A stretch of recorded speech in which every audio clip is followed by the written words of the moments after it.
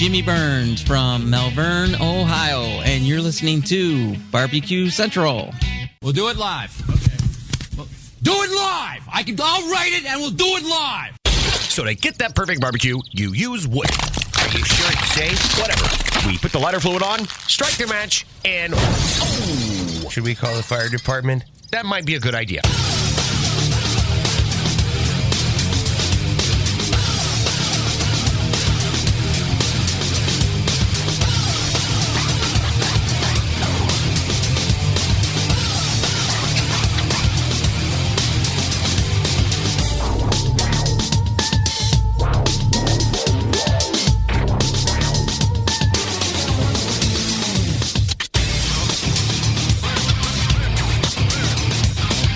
All right, welcome to the Really Big Barbecue Central Show.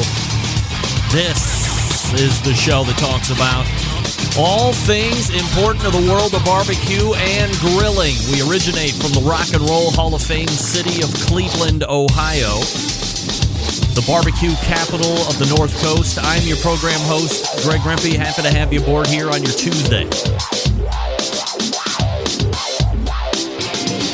Hey, if you want to jump in on the show this evening, I'm more than happy to have you. It's very simple.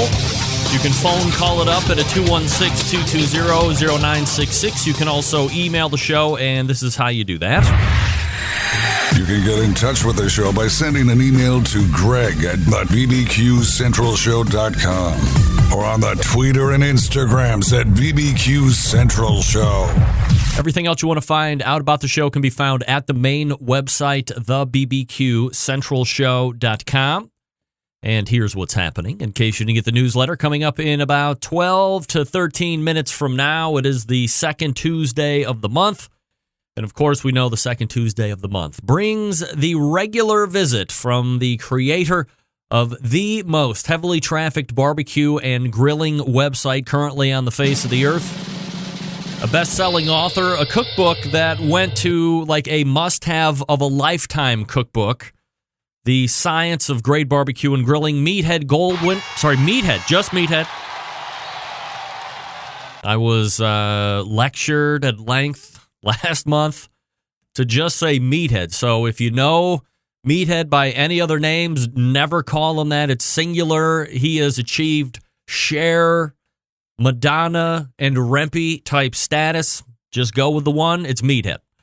AmazingRibs.com for the entire first hour. So looking forward to catching up with Meathead on topic and or agenda this evening. The likes of corned beef and pastrami, since we have the impending St. Patrick's Day holiday coming up here sooner than later. Also, we have listed a number of Facebook questions. I put out the request earlier in the day. You have followed suit by putting down your questions or topics you would like us to go back and forth on. So as time allows, we will go ahead and talk about those as well, and that'll wrap the first hour. Then we'll talk to the pitmaster of Big Poppa Smokers, the creator of that online presence as well, bigpoppasmokers.com. Number of topics to get to in the second hour with one Sterling Ball.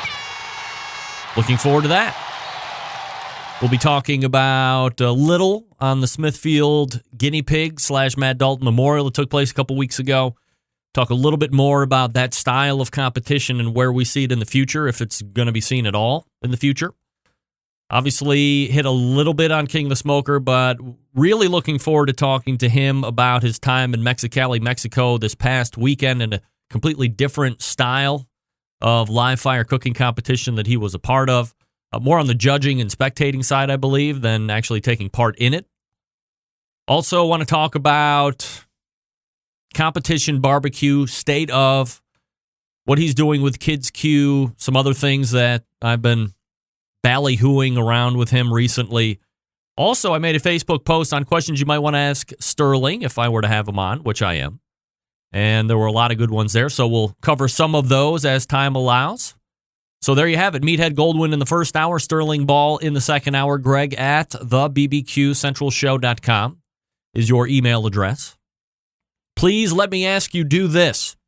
If you've always asked how you can help the show, aside from giving my sponsors first consideration if you're going to be buying something in the barbecue and grilling community, while you're listening to this show via podcast, if you're not listening to it live, go ahead and race over to your podcast platform review section and rate and review this show if you don't mind.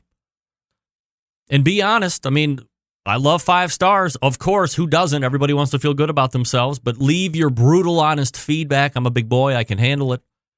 And that will help actually get more eyeballs, more promotion for the show, whether you're on the iTunes, whether you're on the Google, doesn't matter.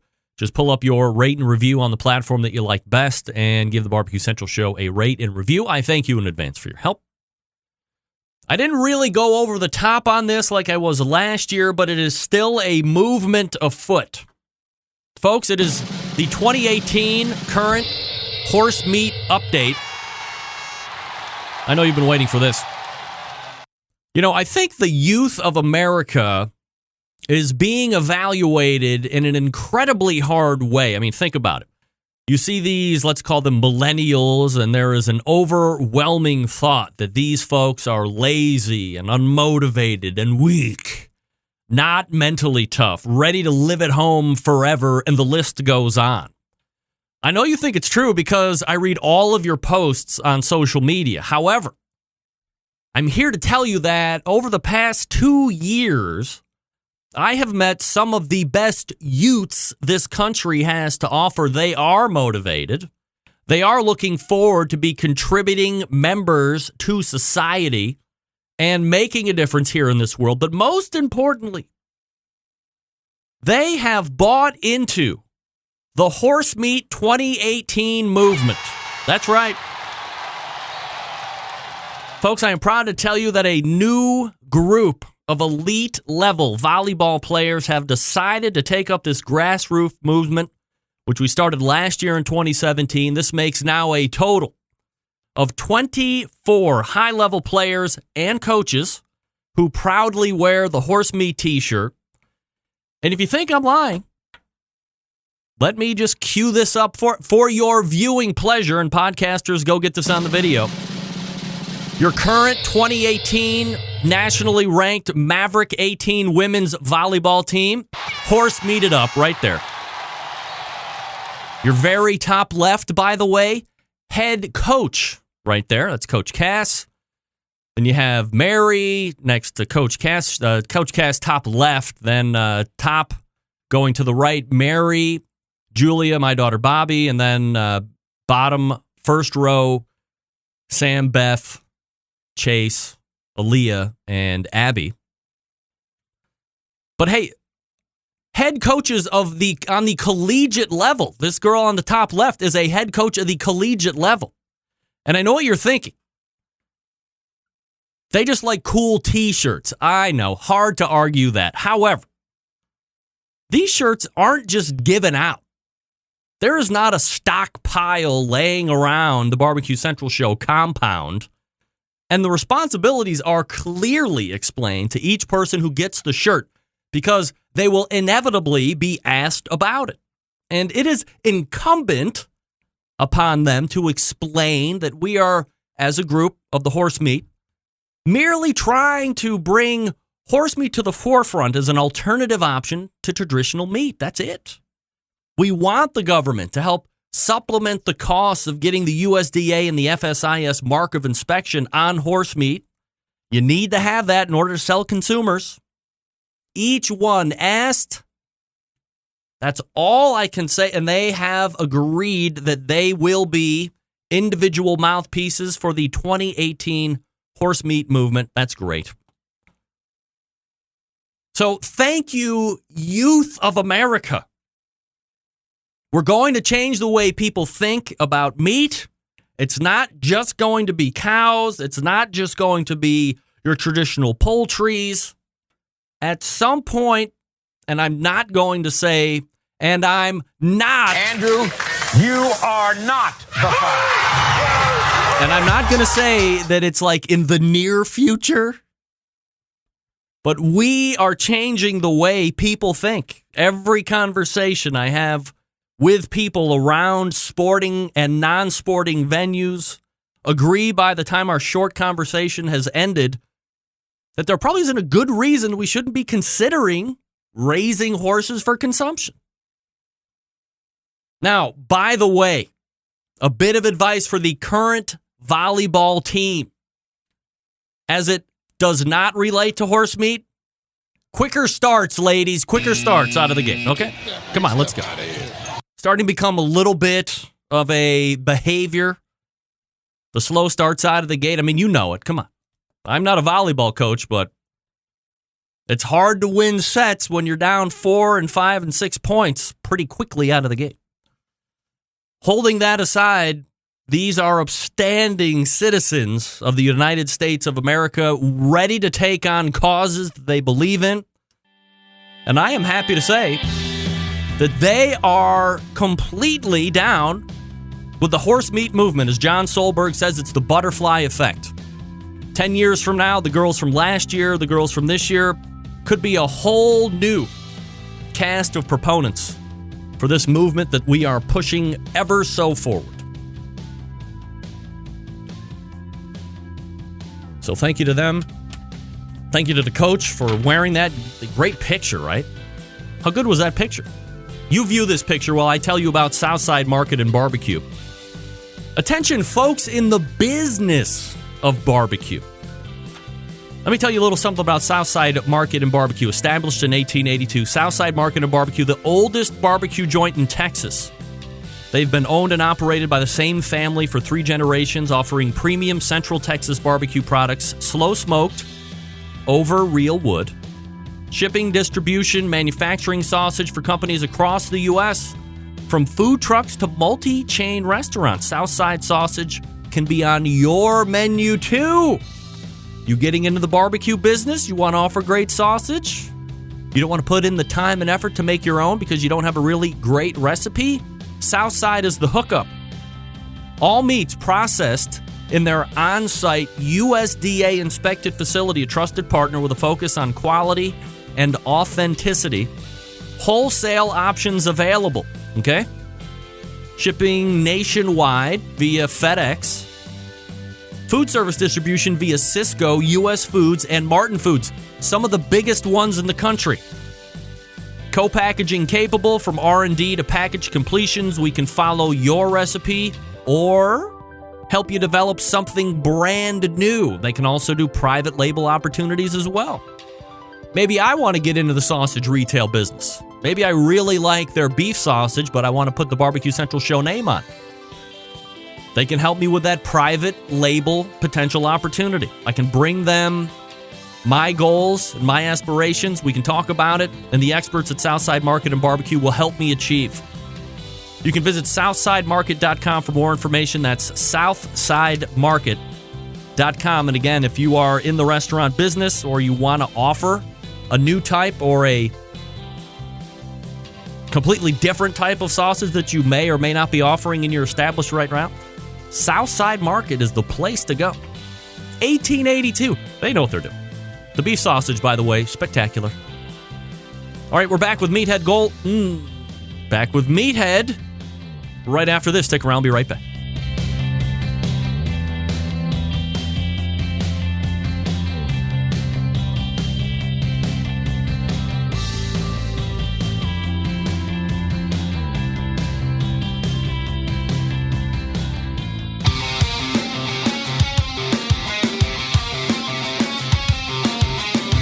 Broadcasting live from the Barbecue Central Show studios in Cleveland, Ohio. You're listening to the Barbecue Central Show. Once again, here's your host, Greg Rempe. This portion of the show is being brought to you by Butcher Barbecue, makers of award-winning injections, marinades, rubs, seasonings, barbecue sauces, and the famed grilling oils.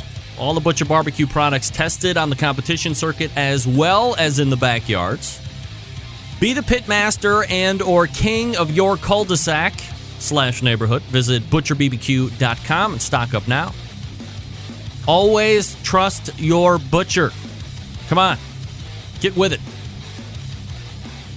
I use grilling oil I had for a side dish. My wife made some pan-fried chicken, which was delicious. Or pan-sauteed chicken. Is it sauté? That's what Stephen Reichlin says. Pan-sauteed chicken And then we had these, I don't even know what you call it. It was broccoli, but it was called riced broccoli. So I think they put it through like a potato ricer, like that big, goofy-looking thing, and you squish it out, and you got nice-looking thin taters and stuff like that. But we made, or it came as broccoli riced. So I think it went through a ricer. It was delicious. Put grilling oil on the top of that, some fresh cracked black pepper, because it's like one of my favorite seasonings ever on the face of the earth. Hey, here's this guy, Meathead Goldblum. Hey, Meathead. Oh, now hold on a damn minute. Let's do this again. Don't worry about it. Here it is. Look at this guy. It's Meathead. You know, for like a dozen years, it's been Meathead and then that last name. And then you told me, don't do that. And now I got to retrain myself. It could take at least 2 or 3 times. Oh, boy. You're just a slow learner, that's all. I really got to try. Go ahead. Hello, Centralites, and it's good to be back with you. Thanks for having me. You bet. Always my pleasure. Always appreciate you making time for me and the Centralites. Hey, Southside Market. Yep. Been there, love their sausage. They have just miles of sausage in that smoker.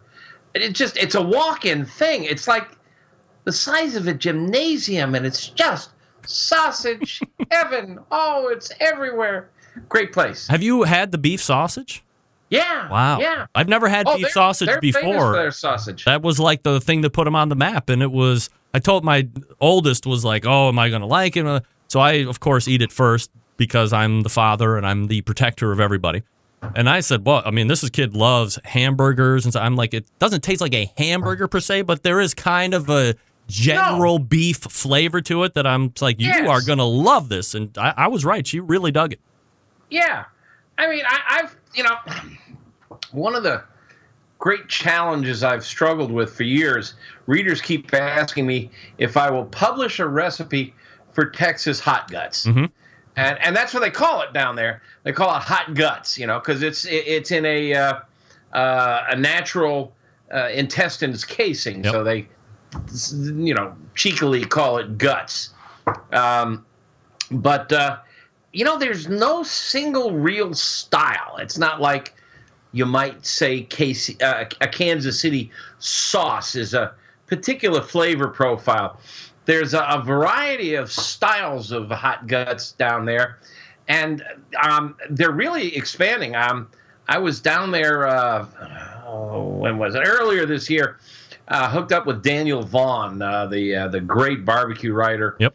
Texas Monthly, and we hit a bunch of joints together, and one of them was doing boudin, and sausage is always been one of the Trinity, ribs, brisket, sausage. I guess you'd have to count beef ribs. But they're experimenting with some really fun sausages. Barbecue all around the country is undergoing change. You just can't typify classic Texas barbecue any longer. But Southside's fun. It's just a classic joint. Been there forever. Although I have always maintained, we're going to talk a little tonight about corned beef and pastrami, and I happen to be a great fan of pastrami, and I think it is the ultimate expression of brisket. But if you believe that, and since it is a smoked brisket, then the oldest barbecue joint in America would be Katz's Deli, continuously open. They're 1888. Southside's 1882. Yes. But they had a couple of closures and change of ownerships in between. Katz's has been nonstop. So it's an interesting debate. Meathead from AmazingRibs.com joining me here on the show. Before we get into corned beef and pastrami for the impending St. Patrick's Day, which, by the way, being in Chicago, somehow they get that whole river to go green, which is an amazing feat, and I marvel at it each and every year. Do you have any updates on the new book? How is that going? Kind of like the last one. Are you finding it easier this time? No, it's a little harder because I'm trying to write about some subjects that I've never written about before. And I'm having fun. It's a challenge. I have added a lot of staff this year who are able to help me focus on the book by taking care of a lot of the day-to-day projects around running the company. Mm-hmm. But it's a lot of fun, and I will probably let a few chapters slip to our Pitmaster Club for feedback. It's nice to have an audience that's real friendly and private, and that I can trust to give me honest feedback. So I may let a few of the chapters out there in the wild for because we're just going outside the box. The title has changed. I think it's now going to be the Meathead Method. Oh, I don't know. Whatever. I'm just writing. Have you, I know you're kind of a guy that likes to watch stats and see how other books are trending, this and that, but have you seen any kind of a spike in books that are now talking with the success of your book, The Science of Great Barbecue and Grilling? Have you seen a spike in books that are trying to talk about science as it relates to the live fire industry now? Well, not so much the live fire. I want to be careful not to overinflate my role in the world of barbecue, but I have seen the influence of some of the ideas that Professor Blonder and I have shared on the subject of barbecue in other people's writings. I just received a book, drawing a blank, but I could see that it was, she had clearly been reading some of my work, and it's great. I mean, I don't care. I don't own it. I mean, I'm not, the inventor of fire and smoke, but we've taught the barbecue world a few concepts, and it's being adapted. A lot of people still debate some of them. A lot of people just haven't gotten the word yet. But there is a trend towards nerds in food writing. I mean, you want to go back to Alton Brown and Christopher Kimball at Cooks Illustrated. Yeah, I love him. Harold McGee is the godfather of us all. He is a real food scientist. Kenji Lopez Alt is like the leader of the pack now. He wrote the intro or the foreword to my book. His book called The Kitchen Lab is really outstanding. It's one of my best cookbooks on my shelf. So there is a movement. It's kind of like, you had the Impressionists in art and the Fauvists, and now we have the nerdists in cooking. And it's not surprising. It's 2018. We're in a highly technological society, and people are coming around to the very simple concept that cooking is a science and is a physics and chemistry experiment. Every time you fire up the grill, every time you fire up the oven, you begin a chemistry and physics experiment. You alter protein, carbohydrates, water, enzymes, and chemistry happens. And if you have a rough understanding, you can be a better cook. Do you have any idea what meat glue is? You ever heard of meat glue? Yeah, it's I forget what the technical name is.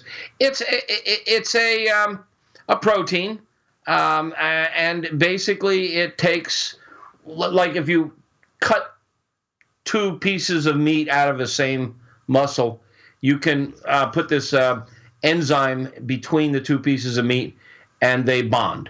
And it's not glue like you get from a horse. It's not, Elmer's cement or something. It's a relatively natural process. But people have been using it to take trimmings. Say you trim up a beef tenderloin. There's little chunks, and you can actually form them into a solid piece of meat. And it's not too dissimilar from what happens in nature. It's healthy, as far as you know? I don't have any clue as to what's healthy. Oh, right. I mean, anybody who's hung around my website knows that we avoid that word with like the plague. I mean, I'm old enough to remember when butter was dangerous and margarine was healthy. I've seen all of the way. I just today was clearing through a file. Where is it? I bet I can find it right here in my trash. Going through a file here and found unrehearsed, an article from the Miami Herald. Don't know the date on it, but it was some years ago. It was in a file on Florida because I'm going to Florida, and I pulled out my Florida file. A toast to your health. Warning: alcohol may increase your life expectancy and reduce dementia. Great. Well, alcohol is good for you. Now, the last month we just heard that the Minister of Health in France is telling the French wine is bad for you. Wine is bad for you. It's very bad. Very bad. Wine is bad. You cannot drink the wine. You can't drink it. So we're hearing so much about fetal alcohol syndrome. If a woman walks into a bar with and is pregnant and orders a drink, she's not going to get served. Right. But people have been drinking when pregnant forever. The French drink much more alcohol than we do. And I don't believe there's a higher degree of mental issues. So I just don't deal with the subject of health. And it also goes to the science. The way we can do chemistry research by trying one thing and trying another thing and comparing and get actual data. You can have a control. The whole scientific method works for physics, works for chemistry, works in most cases in biology. But when we study health, the best we can do is ask you and ask me and ask all the Centralites to keep a diary of what we've eaten and then try to correlate our diets with our emerging health and, who dies youngest. Well, you ate a lot more meat than I did there, and you lived longer, therefore, this whole concept of correlation equals causation. Mm-hmm. We know if you watch a lot of TV, there's a likelihood you'll be obese. So therefore, there must be something in the radiation coming from the television that makes you fat. That's right. It's not the fact that you are totally not doing any type of movement whatsoever. And that you may be sitting there eating Cheetos all night long. It has nothing to do with it. And so, the whole concept of correlation, you eat a lot of butter, and I eat a lot of margarine, and who lives longest, therefore. And, it's just very, very hard to get really good science about what is healthy and what is not. So I just stay away from it as far as I can. Meathead from AmazingRibs.com joining me here. Meathead, let's get into some pastrami and corned beef talk before we get into the first break here. How do you differentiate corned beef and pastrami, or what is the biggest differentiation? Oh, okay. It's easy. Okay. Corned beef is beef that has been cured. Now, a lot of people misuse the term curing. Curing is not just salting. It's treating with salt that has sodium nitrite and or sodium nitrate added. And they are preservatives. And they turn the meat a bright pink. And you can either sprinkle it on it dry, or you can submerge it in a brine that has the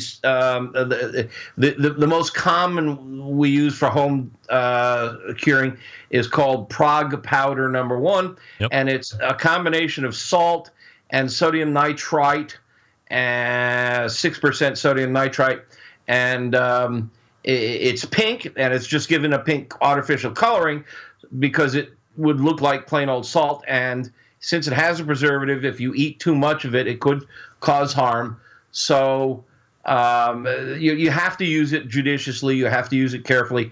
If you're interested in curing meat, we have Professor Blonder created a really cool, there's nothing like it in the world. It's a calculator that helps you calculate exactly what the right amount of preservative is to use. If you're going to make bacon, if you're going to make Canadian bacon, if you're going to make a ham, if you're going to make corned beef, you've got all of that. You just punch in the numbers, and it gives you exactly how much of the ingredients to use to make it safe and how long and so on. It's really cool.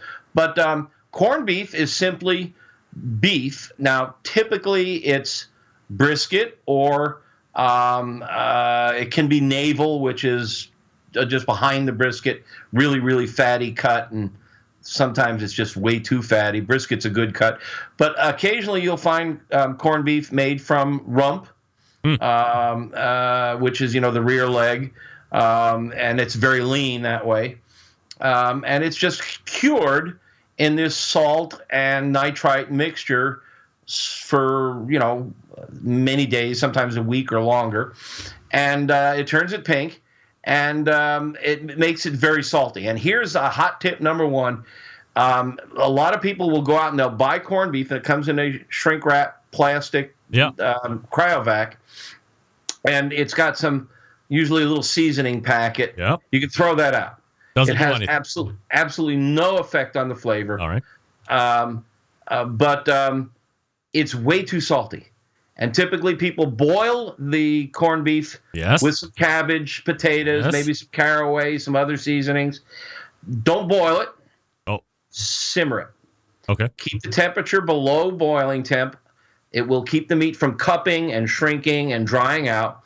And the other trick is if you have time, soak it overnight in a pot with cold water in the fridge and change the water a couple of times. That will pull some of the salt out, and it will make it much more delicate and less salty, and it really improves it. The other option is if you don't have time to do that, you throw it in the pot when you're simmering it, simmer it for a little while, then dump the pot out.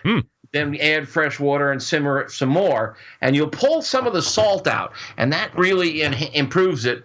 And especially if you're simmering it along with carrots and cabbage and potatoes. But we're a barbecue crowd, right? And I'm here to tell you, corned beef on the grill is really good, and cabbage on the grill is really good. We've got a great recipe for a honey cabbage. You can make a steak out of it, or just quarter it, or you can even do it whole. There's a variety of ways to cook, and it just roast vegetables. And everybody by now should know roasting vegetables really concentrates the flavor, really makes it wonderful. You get a little char on there; it's wonderful. You can do the same with the corned beef. You can just grill it, or you can put a special rub on it, a pastrami rub, and I have a really good pastrami rub, which comes very close to matching the rubs of the great Jewish delicatessens like Katz's, and then you smoke it. And if you smoke corned beef with the right pastrami rub, you get pastrami. And pastrami is just, everybody out there should know what pastrami tastes like, but really good pastrami, like you get at Katz's Deli, or rest in peace Carnegie Deli, or the 2nd Street Deli, or Ashkenaz, or one of the great delis. It is fantastic. It's brisket taken to a new level, and it's phenomenal. Is there a temperature that you're shooting for? When you talk about brisket cooking, that's a whole different thing. We always talk about that. All the barbecue guys want to know about that, but this has got to be different. It's really similar to cooking a regular brisket. If you're just going to smoke it up to around 200, 203, in that range. Your next guest, Sterling Ball, is the one who whispered in my ear, 203. I learned that from him long ago, and it works. It's a magic number, I think. And take it up to around that temp. It's going to come out with a great crust and a little on the firm side. If you go to the old delis, they steam it, or some even actually boil it after it's been smoked. And that really tenderizes it, makes it really crumble and fall apart. You can do that too. Problem with that is as you can imagine, it messes up the crust. So just, after you've corned it, throw it on the smoker and smoke it on up to 203. It'll take just as long as it would a regular brisket. Or smoke it up to 150, 160, pull it out, and then throw it in the steamer. It'll get up to 203 a lot faster and be a little more tender. The crust will just be a little softer, but it's really good either way. Recipes on AmazingRibs.com, I would assume. Yeah. All right. We're talking with Meathead. Stand by, Meathead. We'll be right back. I'm going to talk to everybody here quickly about Cook Shack.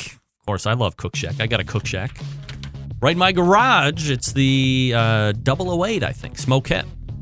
Cook Shack manufactures smoker ovens for barbecue lovers just like you and me, any amount of experience.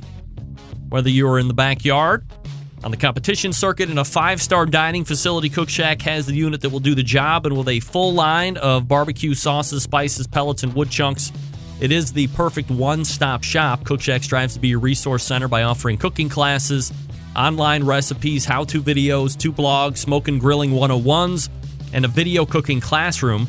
You can check out their website at cookshack.com, or you can follow them on Instagram, Facebook, YouTube, Twitter, Pinterest, and Google+. Get advice and share your passion for barbecue on their world-class barbecue forum. They still have one of those. Cook Shack pellet fire smokers are the choice of champions because they were designed by a champion, Ed Fast Eddie Morin. The FEC 100, PG 1000, always customer favorites. The PG 1000 can actually double as a smoker and a grill, low and slow, hot and fast. The pellet grill line gives you the most for your money. Now, if you aren't a fan of the pellet cookers, you like electric stuff, great news. Cook Shack residential electric smokers are the #1 smoker in the industry. High quality means high durability and versatility. Anything you can make in your oven, you can make in a Cook Shack very easily. Passion, dedication drives Cook Shack's manufacturing, with quality always being the top priority. Get the best in barbecue since 1962. Call 800-423-0698. That's 800-423-0698. Or visit the website, cookshack.com. That's cookshack.com. All right, more Meathead from AmazingRibs.com. When we come back, stick around. Be right back.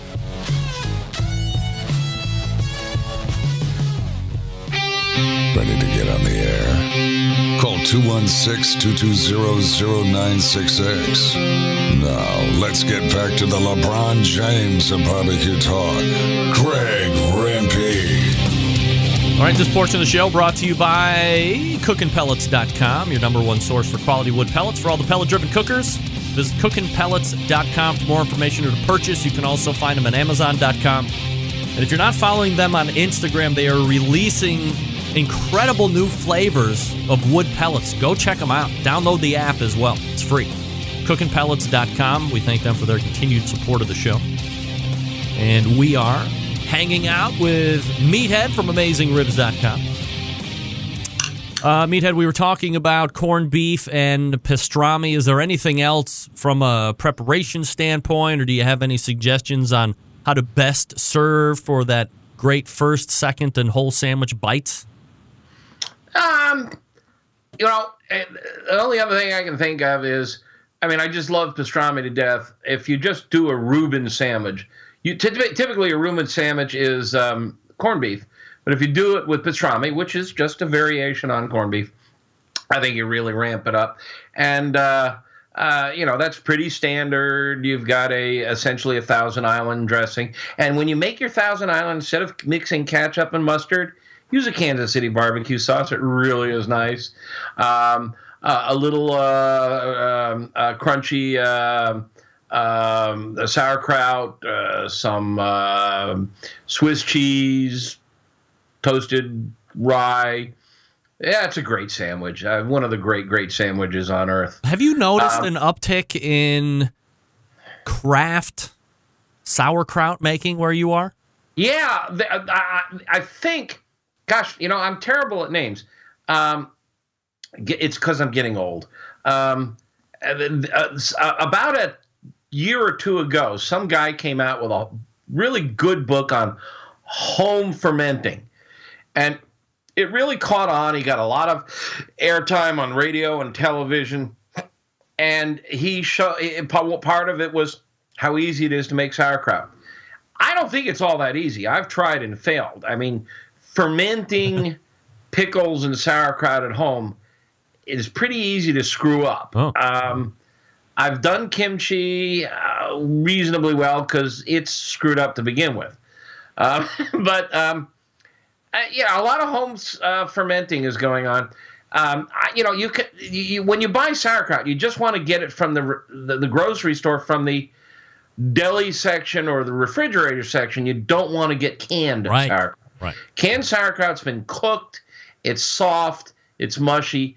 The fresh stuff that usually comes in a bag that's airtight is crunchy. It's just fermented. It's really great.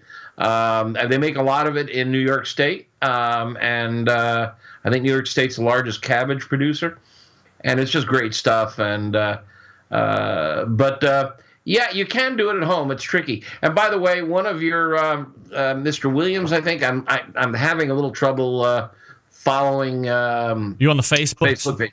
Yeah. Yeah. So transglutamase is the correct name for the enzyme that is used for meat glue. Uh-huh. He looked it up, and it is an enzyme, and it is I just did a quick Google when you had the commercial on, and one of the really good food nerd writers out there writes that a website called Cooking Issues, and I can't remember the guy's name there either, but he's really well known.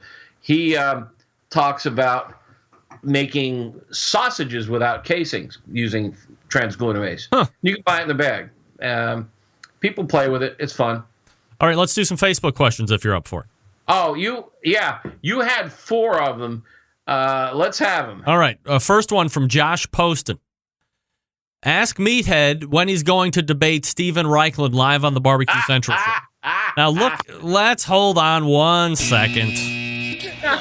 I think, in all, I think we have a mutual admiration society. Absolutely. However, I think in an instance, it would be a highly entertaining segment for you to get on and talk about where you disagree with, for instance, caveman cooking or cooking on a shovel, where Steven actually is a significant endorser and promoter of those things. So, figure out where you guys differ and then have you guys kind of not duke it out per se, but give both sides of the fence as I moderate ever so delicately.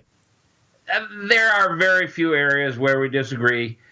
Caveman steak is one where he throws the steak onto the charcoal. Yep. I prefer to keep it right above the charcoal so it doesn't get charcoal dust on it. But we're close, this far apart. He wrote a book on beer can chicken, and that's one where we're pretty far apart. Yeah. But this guy, I'm looking at my bookshelf over there, and I've got every one of his books.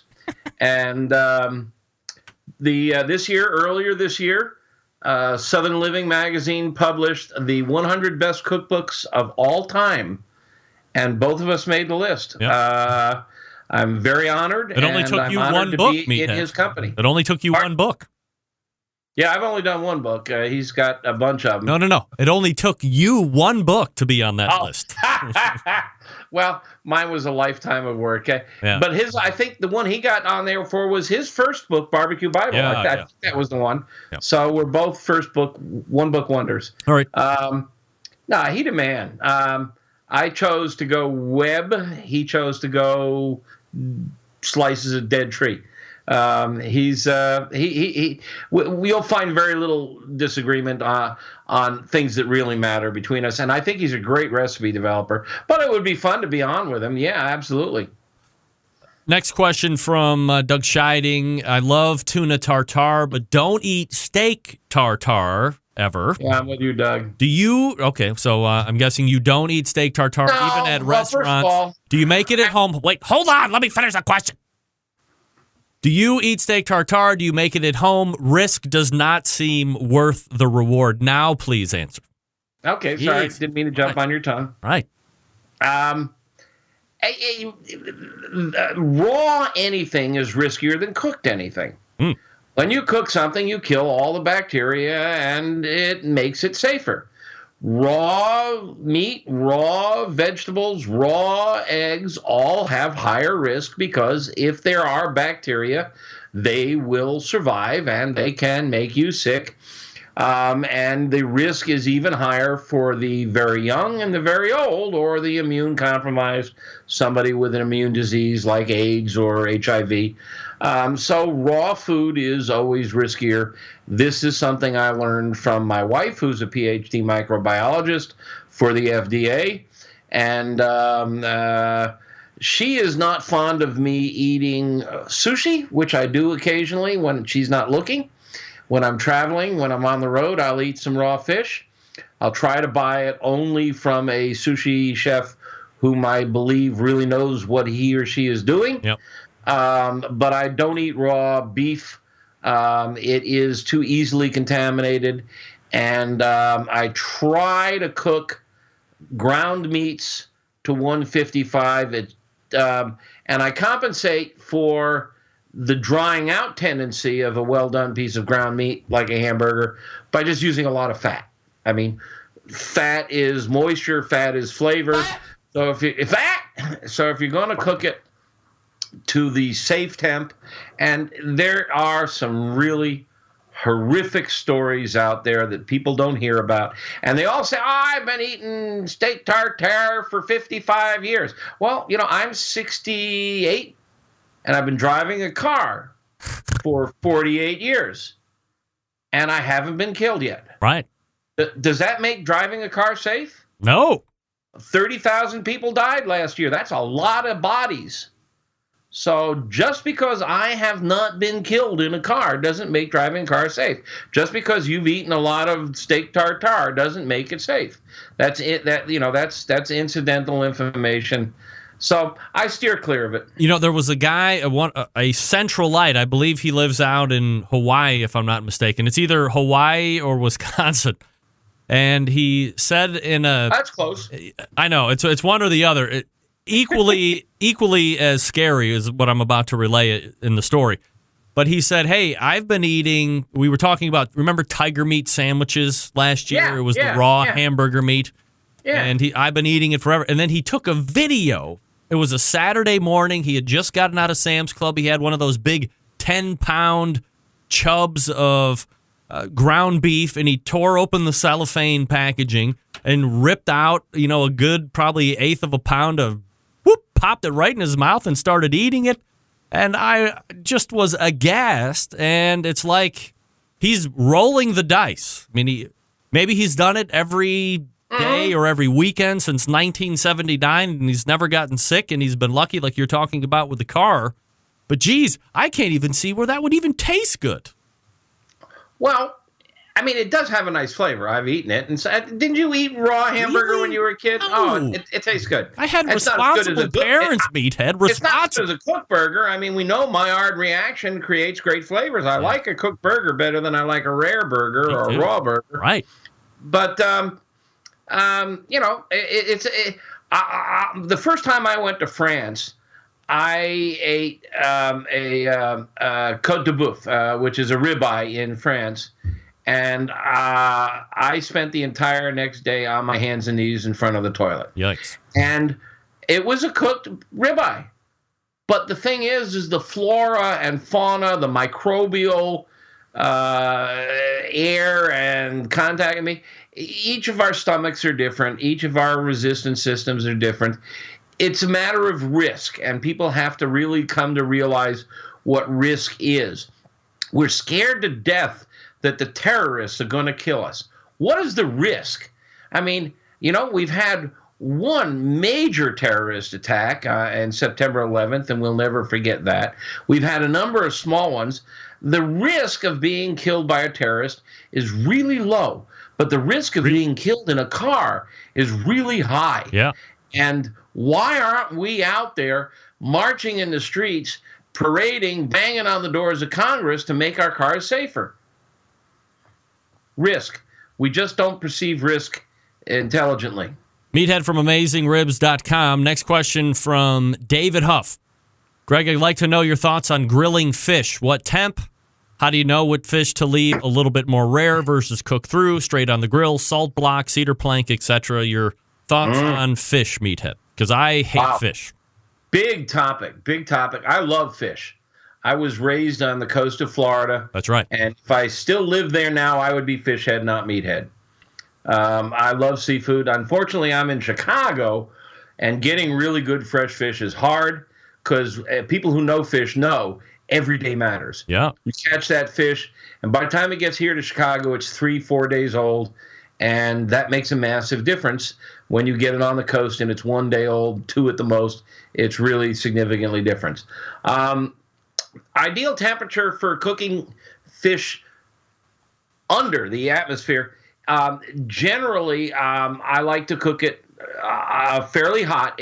Fish is like 80 to 90% water. It's much more water than beef, which is around 70%. It can take a lot of heat. Like any protein, it starts to shrink if you cook it too hot too long. The USDA and other sources want you to cook it. I forget what the USDA temp is on fish. I think it's 135, 140.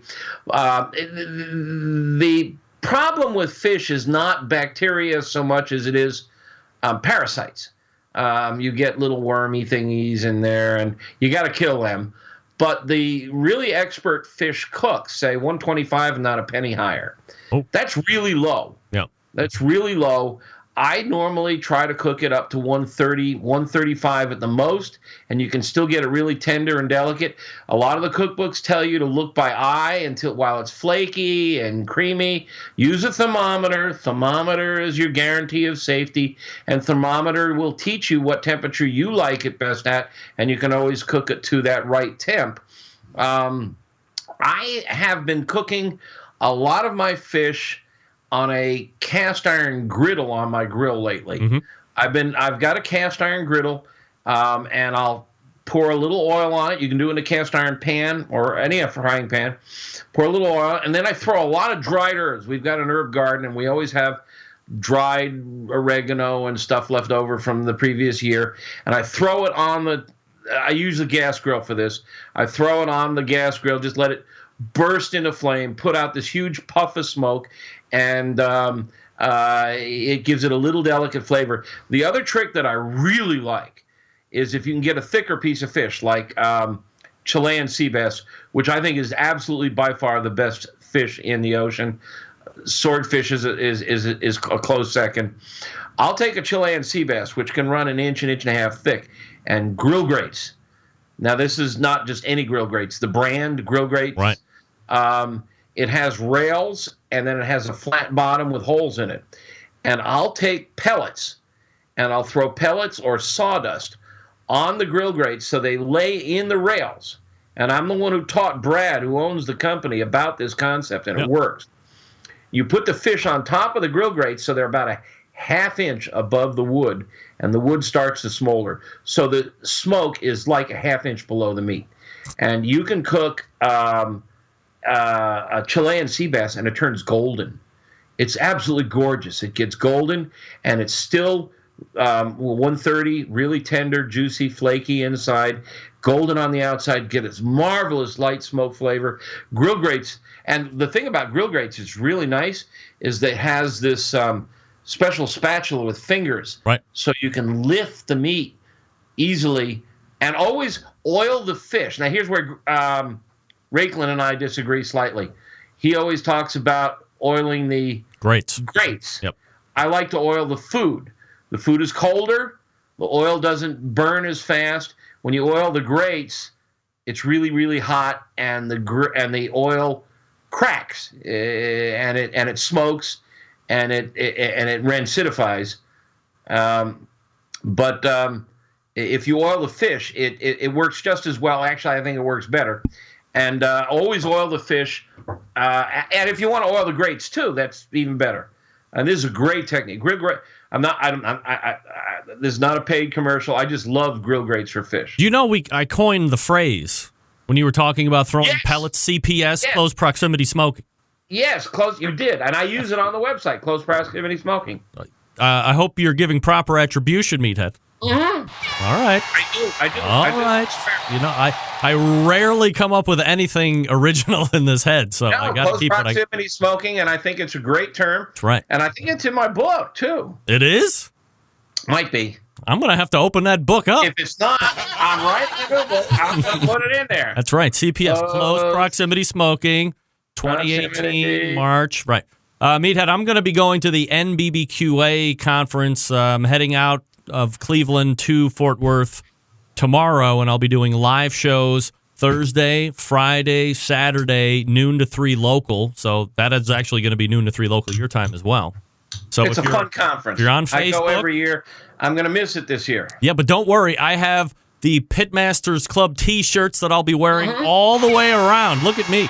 Red, white, heather gray. I'm going to look great. Thank you. You can find Meathead at AmazingRibs.com. If you have any There's questions. more questions. Yeah, we're out of time. No, there's one more question. There's way more than one more question. What? No, Gene Apicella's got a question. Gene wants to know if we ever have any trouble fending off the groupies. I never have trouble with that. Gene, Have the you seen last me? time I had a problem, I paid you $130,000 to shut up about it. Now go back to making your movies, Gene. Right. Wow. You haven't found any professional women looking to hit you up while you're out on the book tours, Meathead? Groupies, if you will? Very long story told short. Yes. Years ago, people may know I was in the wine world. And when I hung up the wine business and switched to solid food, in between, I thought I would try to make my living as a photographer. I did my master's in photography. Uh-oh. And I was experimenting with virtual reality. And this is 2000. This is way ahead of the curve. And the first gig I got was shooting for Playboy. Wow. And so it was 6 women. It was a lingerie shoot, but they didn't wear much lingerie. Of course. And it was supposed to be interactive. And long story short, I came home from the contract signing, and I said, "Hun, I got my first job. You're not going to believe this. It's for Playboy. Do you mind?" And she looked at me and she said, "Go right ahead. Those 20-year-olds want nothing to do with you." Thanks, honey. Wow. Well, that's a great story. So I don't have problems with groupies. Well, I hear you. You and me both. Meathead at AmazingRibs.com. Meathead, always appreciate the time, and I'll keep you up to speed with what's happening at the conference. Have fun, and it's good to talk to you and the Centralites once again. There he is, Meathead from AmazingRibs.com, of course. All guests appear via the Traeger Grills hotline. Love talking to Meathead. Yummy. That's right. All right, let me talk to you quickly about Traeger Grills, one of the newest sponsors of the show. Traeger is offering a couple different product lines to the pellet world. You have the Pro Series or the Pro line. So if you're just looking to get into pellet cooking, if you're not sure you want to make the price investment of a Timberline, whether it be the AT or the 850 or the 1300, you want to start out, the Pro line is going to be where you want to go. A couple different sizes to choose from. A lot of same great engineering and technology you're going to find in the Pro line that you would find in that Traeger Timberline line as well. Not all the stuff, but some of the most important stuff you're going to find on both sides. And it produces great tasting food. You can go high heat, you can go mid heat, you can go low and slow traditional barbecue. All you have to do is keep it full of pellets, set the temperature, and you're off and running. Now, if you're looking to step up the pellet game, if you're a believer in the way that pellets are used and you like the pellet smoke, well, the Timberline has kind of changed that whole pellet game. They're offering you super smoke technology in both the 850 and 1300. They're offering you substantial cooking capacity in both models. 1300, obviously bigger. They're offering you the highest level of technology that is out there on the market today as well. With their, I think it's called the Wi-Fi technology. All cloud-based. As long as you're hooked up to the internet, you can make recipe changes, you can make cooking changes, you can monitor internal temperatures of meat, you can monitor the internal temperature of your smoker, and you can adjust any and all of those items by downloading the Traeger Grills app. You can find that at TraegerGrills.com. The other thing that is spectacular with the Timberline is the fact they have this constant blue smoke technology. So instead of looking at, like on the Pro line, you'll see it's got the hopper on one side, and then you have the chimney like you would normally see on some type of an offset cooker. So you have the draft, the exhaust out from left to right, and then away you go. Well, not the case with the Timberline. You get the blue smoke rolling over the top, coming around the meat, and then it's not exhausting out of a chimney stack like you would normally see this. It's just coming right, exhausting out of the bottom. So it's constantly pulling down and circulating that nice, sweet blue smoke that all of the pitmasters are craving for and that are expecting, signifying, of course, a clean burn. Timberline, very fuel efficient as well, whether you are in that environment as I am, or not, cold weather-wise, I mean, you're going to dig it. I know you're going to dig it. So here's what you do. You hit up TraegerGrills.com. That's TraegerGrills.com. Check out their products. And if you have... you did not. Hold on a minute. Right in the middle of this read, and I dump it. If you are in the middle of something, call them up, hit up the website, get out all the information so you can make your most informed buying decision. If you know Chad Ward, visit his website, shoot him an email. Maybe he can get back to you quickly with some expert analysis, or ask me. I mean, come on. Matt Pittman from Meat Church is a brand new Traeger guy. Of course, you know DivaQ, Doug Scheiding, of course. A lot of great people in the barbecue world that are Traeger fans. So hit up TraegerGrills.com. That's TraegerGrills.com, and we will be back with the second hour. Stick around. Be right back.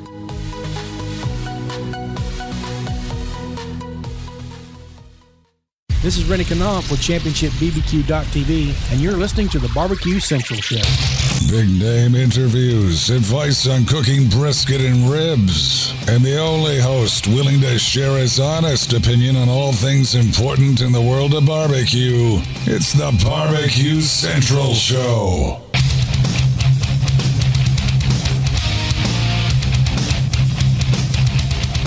All right, we are back. Thanks again to Meathead for joining me the last two segments. And we are reloading for the second hour. Stick around. We'll be right back.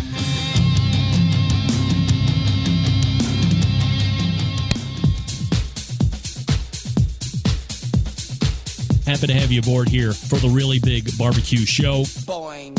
We cook because we have to, and we grill because we want to. Hit me! Fine, how's it going? You have a great show. I'm a big fan. Boing. So what seems to be the problem here? This man looks like he's dead, and he's in the crackle.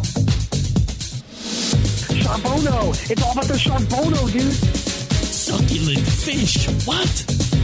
He ate sushi or wiener. Oh, listen, Lavernius, shut your face. I'm shaking like a dog shit peach seed. We have top men working on it right now. Top men. All right, just like that, we are into the second hour. Welcome through. This is the Barbecue Central Show. We talk about all things barbecue and grilling right here. Each and every Tuesday live from 9 to 11 p.m. Eastern Standard Time. The show is recorded, so if you miss it, whether you miss a segment or a whole hour or the whole show, or whether you just know there's no way I'm going to get that show ever live, you can subscribe through the podcast, of course. Whether you do it on iPhone, whether you do it on Google Music, whether you use a third-party podcast catcher, Stitcher, TuneIn, whatever. Search the BBQ Central. That's usually enough, and away you go. You can subscribe, and that way, right around midnight the next day on Wednesday, the show is released in podcast form, so you can go back and consume the show at your convenience. As I asked you to do in the top of the show, if you have time, please go rate and review the show so we can make sure that we're doing it right, getting your feedback. Plus, from a promotional standpoint, it does help the show when you rate and review. So please take a second out of your lovely day and make sure that you do that for me. Still to come on this show this evening is Sterling Big Poppa Ball himself from Big Poppa Smokers. Sterling Ball from Big Poppa Smokers, however you want to say it. Lots to talk to him about. Email from John Dawson. Rems, here's a killer way to grill fish. Heat a Himalayan salt block gently in a low oven. Then move it to a hot grill. Cover the top of the block with a single layer of 1/4-inch limon slices. Add your fish and cook to the appropriate doneness. Delish. Fish delish. Again, I'm not a huge fish guy. I'll eat some non-Far East tilapia. If I can get it, like Australian maybe, or somewhere that's not like, I don't want to offend the Chinese fish growers, but I'd rather not have the fish grown in the farms of China if it's okay with you. So if I can find some nice kind of local wild tilapia, if that's possible, I'll take that. I like that. Maybe a little cod or sole sometimes. Orange roughy, but that's kind of expensive. But other than that, I'm not a real big fish guy. Breaded sometimes. Like, right now, of course, we're in the Lenten season, whatever that means. And, if you abide by the laws there, you're not allowed to eat meat on Fridays. So a lot of people into that fish fry right now. And I've eaten fried fish before, fish and chips. It's okay, but I'm never going out to seek the latest and greatest fish. Now, I am a huge shellfish person. So lobsters and crab legs, stuff like that. I will eat that all day long. That's more my speed. But fish, definitely leave it more than take it, only if I have to. And sometimes under protest. But if you like fish and you're looking for a tip, get a Himalayan salt block, gently warm it up in the oven. Not sure how long, maybe 20 minutes at 200 degrees. And then put it on the grill, get it hot, cover with a single layer of 1/4-inch lemon slices, add fish. Thank you, John. Everybody was sending me emails post-show last week saying how much they enjoyed, loved, found humor in the KFC shortage of gravy, and then thusly affected the ability to make and enjoy gravy-laced cocktails. Everybody loved the take about me going through the drive-thru and ordering gravy. So thank you for that. Got an email from a listener, Jeff Stone, says, Greg, got an idea while listening to this week's podcast. He was talking about last week's show. Take alcohol, mix the gravy in. Let me stop. Misreading. Take alcohol and mix with gravy that goes into, what did we talk about with Mike Lang? What did we talk about? Poutine. Right. Take the alcohol, mix with the gravy that goes into the poutine. Call it a booze-teen. I don't like to throw the word genius around, but rock on. Jeff Stone. Thank you, Jeff. It's kind of a delicious idea. If you've never had poutine, the only way you will not like it are as follows. You don't like cheese curds, you don't like French fries, and you don't like brown gravy. If you don't like all of those, you will definitely hate poutine. If you don't like 2/3 or 1/3 of those, the chances of you liking poutine diminish a little bit. If you don't like gravy, cheese curds and fries are probably going to go pretty well together, but it's technically not poutine. But if you like all three, and I have a feeling, like I've seen some barbecue guys, and they seem like they would really like poutine a lot. So why not take advantage of the last couple stories of the past week, which was 2 weeks ago, gravy imbibed cocktails. Go to KFC, pick up a large gravy, and then make up some of the cocktail recipes using their gravy that they have suggested. Then, of course, that was 2 weeks ago. Last week, there was the run on gravy causing a shortage. But then we talked about poutine, which has gravy, so go to KFC now, because I haven't heard that through a second week there has been a gravy shortage, so they've rectified the supply and demand. So go to KFC, get 2 large gravy, get your alcohol of choice, let's say vodka, because it's kind of a neutral flavor profile. Mix that in with the gravy, and then as you're making the poutine, get the fries done, put the cheese on, and then put the alcohol-infused gravy on top of that poutine, and you call it a booze-teen. I like it. I like that a lot. Booze-teen. So, I've asked for 2 bits of video. Number 1, Anybody making a cocktail with gravy, you have to put that on video and send it to me. It will lead the show. Don't cut it. One take Charlie. I want to see a gravy imbibed cocktail being consumed by whoever's shooting the video. But put a video together, send it to me. I'll give you my Dropbox. If it's a huge file, I will get it to play on this show. It will lead the show. Not in the second hour. It will lead the open of the show. That's your reward for putting that together. But you have to drink it, at least one sip. Now, if you want to spit it out because it tastes like, as my oldest daughter would say, booty hole, that's fine. I want to see it. I want to see the live visceral reaction. I want you to be my catfish coolie eating Reaper peppers and drinking Fireball. Remember that? It's so hot. Feel like I'm eating one of Satan's testicles. It's hotter than one of them chocolate booters.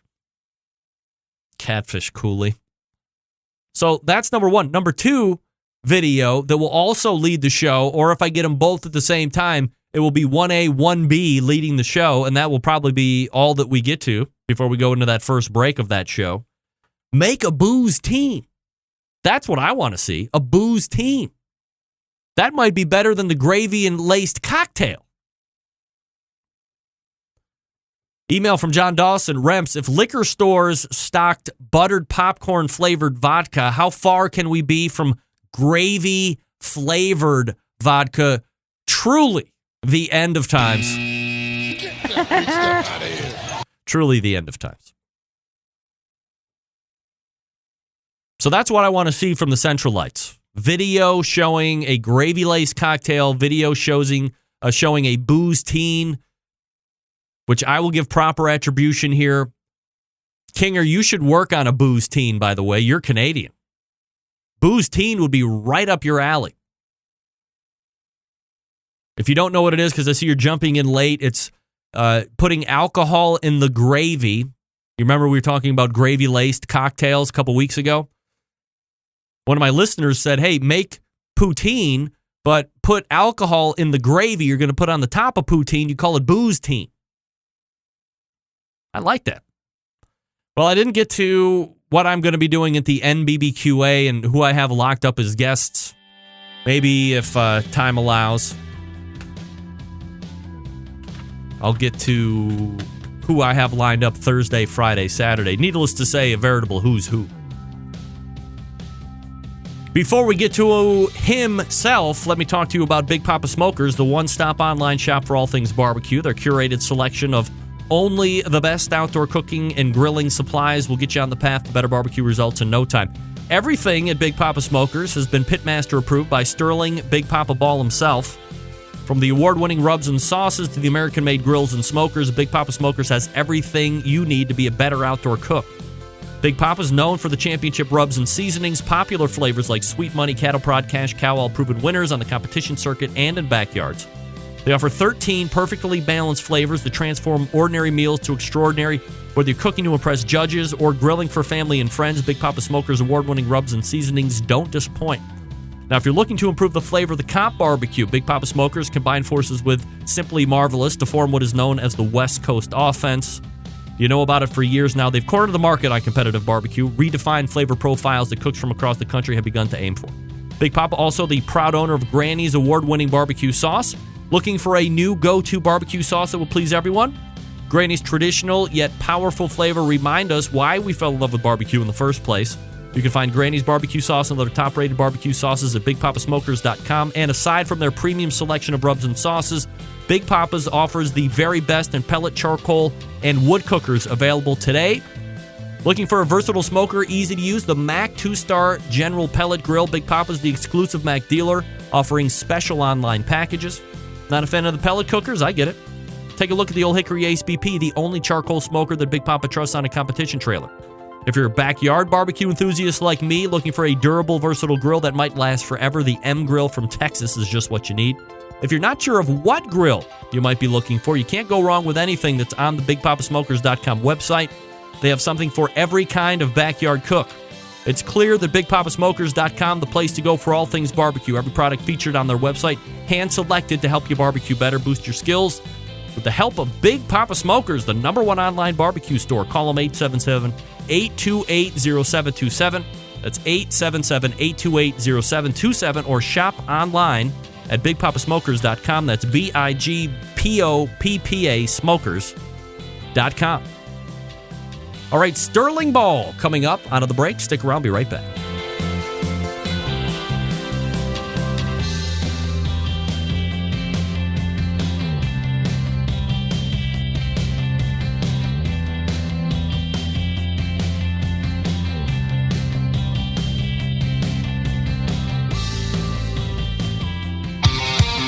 The only show giving you a monthly visit from a doctor of barbecue. A man actually named Meathead. The author of a barbecue Bible. Bloggers, reviewers, competitors, and manufacturers by the dozens. It's the Barbecue Central Show. Once again, here's your host, Greg Rempe.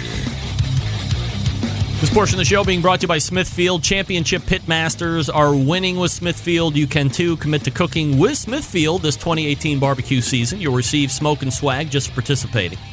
Only a few requirements. You have to pay a small shipping fee of $25 and be a member of the sport's major sanctioning bodies. Be sure to come back and track your first place finishes in pork and ribs to win great prizes through the Smokin' with Smithfield incentive program. Once a committed cook, show us your Smithfield with the hashtag Show Us Your Smithfield on Facebook and on the Instagrams. Remember that this program is limited to the first 500 people to sign up. So be sure to head on over to smokinwithsmithfield.com and sign up for that Committed Cooks program. Assuming that they still have spots left, I'm going to have to touch base with Miss Emily Detweiler to confirm that. But nevertheless, joining me here in the second hour, a longtime sponsor of this show. He's also one of the top pitmasters on the KCBS circuit. Aside from being a competitor, he also puts on some of the most popular barbecue events this year, like the Smithfield Guinea Pig and the King of the Smoker. That one happens at the end of each year. He's also running the top online barbecue and grilling store, BigPapaSmokers.com. Never afraid to give his true feelings, insights, and views in the world of live fire cooking. We race over to the hotline and welcome back friend of the show, Sterling Ball. Hi, Sterling. Hello, Greg. How are you? I'm absolutely fabulous, my friend. Appreciate you making time, as always, for the show. And I guess before we get into some of the general ballyhoo barbecue topics, let's take a quick look back from a couple weeks ago, the Smithfield Guinea Pig. No. Let's not? No? This is not. Look, I know this is your show, but I have to correct Meathead again. Oh, I did hear earlier. Oh, dear. When I told Meathead 203, okay, that was if you're cooking it all night and slow. So, obviously the ending temperature of meat has a lot to do with how hot and fast you're cooking, or low and slow. So you can go up to like 212. So for those people out there who think I'm cooking hot and fast and cooking to 203 and I must be getting angel tables, no, 203 is if you're cooking all night. Just a little clarification. All right, so 203 would be cooking at 225, 250, or lower than that? Yeah, like the 220, the old school, like when barbecue was fun. When was that? Oh, no, it's still fun. It's just fun to say that. I actually have some new shirts that say barbecue or fun. Are they for sale right now at BigPapaSmokers.com? They will be shortly. All right. Here we go. Barbecue is fun. Barbecue is family. Yep. And barbecue is part of our Cooking for Kids program, which replaced the Elite program. You will take a brisket to 212 and still get slices? Oh, yeah. Sometimes. Usually it's around 209. Wow. That seems high. Well, it's like I said, it depends on how fast you're cooking. Why? I think a lot of it. Well, you're going to have to talk to Dr. Blonder for a technical explanation, but I can tell the higher the heat and the quicker you cook something, the higher the internal temperature is when you're done. Got it. All right, so we've corrected Meathead. Are you good on that? Well, I never miss a chance to correct Meathead, I love Meathead. Of course. All right, so let's. We have some. He just texted me. Of course. How dare you contradict after I praise you? I was just saying I love you, Meathead.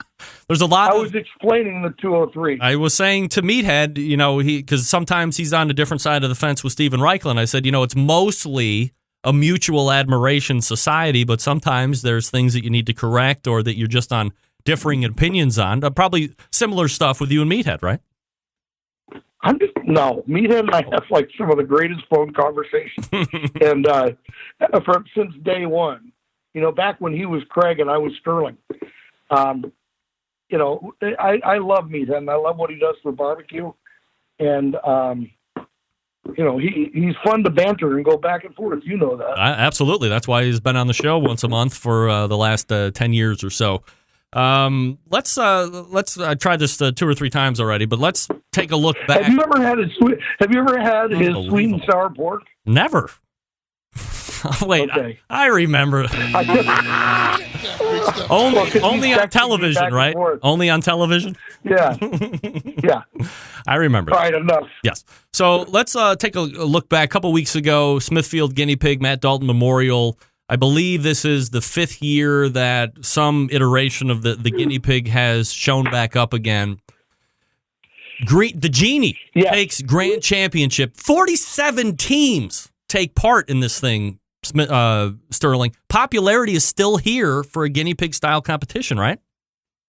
Oh yeah, no question. I mean, we had a couple of deaths that kept it from being full, but it sells out right away. I'll tell you, there's a lot of good things. I love seeing the Genie win it. I mean, obviously I like everybody there, but Genie's my pards and such a great cook and such a great ambassador for barbecue. And a lot of you people out in other parts of the country just don't realize that he's kind of like, he's Poppa Bear for California barbecue. Yeah. And, he's president of the association again. And I just thought it was awesome to see him win it. And you know what? There's a couple things. I fought so hard and fought a lot of negativity and didn't get much support from our sanctioning body. But when I envisioned this contest, I envisioned a couple of things. Expanded payout, which we have in a lot of contests do now.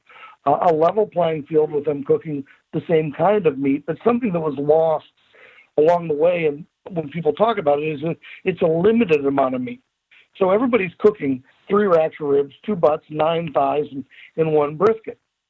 And it really does, you got to make your box, especially, people that are cooking 5 and 6 butts now, got to make sure that they can build a box with 2 butts, which shouldn't be hard, but it adds to the challenge. And so, and the last one was that it would be a private event, because generally barbecue contests aren't great community events. Sure. And we've gone into why too many times, but so the first couple of years we had it alternating between this RV park where we had to feed the snowbirds from the RV park, and then we had it at a country club, and we just had to feed the members. Well, we had it at Ernie Ball this time, which is my livelihood and my life's work, my company, and I thought it was going to either be phenomenal or people would hate it, and it was phenomenal. And the one part that was so outstanding is it was truly just us. And we had a team from Australia, Rohan and the guys came up.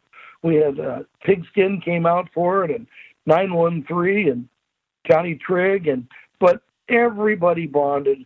There was no chest pumping. It was, and I think part of it might have been set off by the fact we knew we were remembering our good friend Matt. Mm-hmm.